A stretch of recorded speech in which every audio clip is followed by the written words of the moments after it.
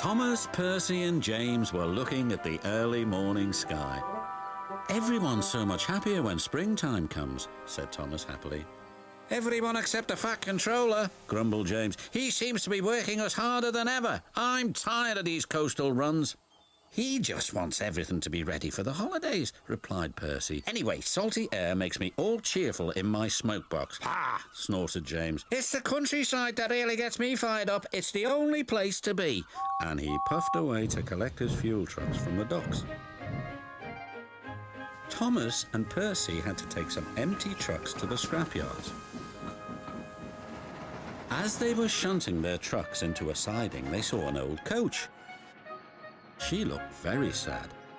"What are you doing here?"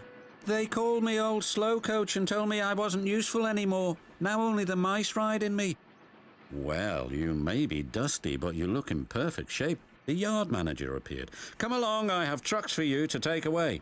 "Excuse me," said Percy's driver. "Can you tell us about this coach?"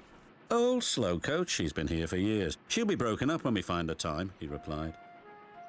The engines were most dismayed. "We'll try and help you," said Thomas, but he didn't know how. Meanwhile, James was enjoying himself.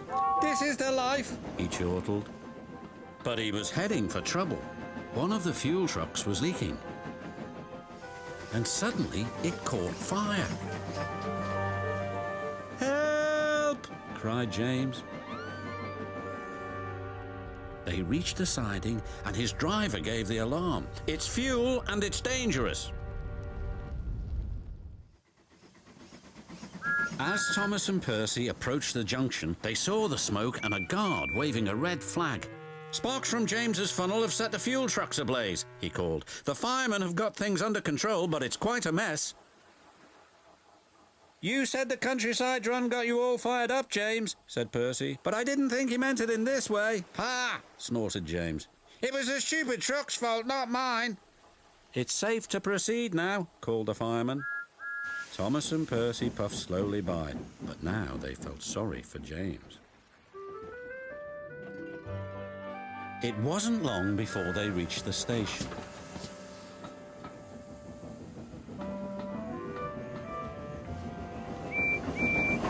Later, as they were having a long drink at the water towers, they suddenly heard a commotion. "What's the matter?" Thomas asked.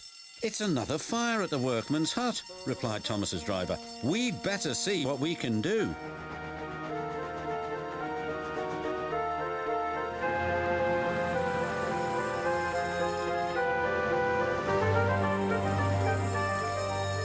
The fire engines arrived, but they had a big problem.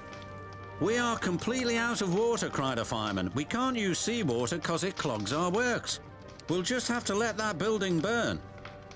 Then Thomas had an idea. "Why don't you use the water in our tanks? We've just refilled them." The fireman wasted no time. "You're very clever engines," chuckled their drivers. Soon the fire was out, but the hut where the workmen lived was destroyed. "We'll need to find something to house the men. They can't sleep on the beach," said the foreman. "What about old slow coach? She would be perfect for the workmen." "Comfy too," added Thomas. "What a good idea, Percy," said his driver. They phoned the Fat Controller, who agreed. "She'll be spick and span by the time you collect her." And she was, and very happy too. "I can't thank you enough," she said. "I feel splendid." The engines buffered up to her, and she set off happily for her new home.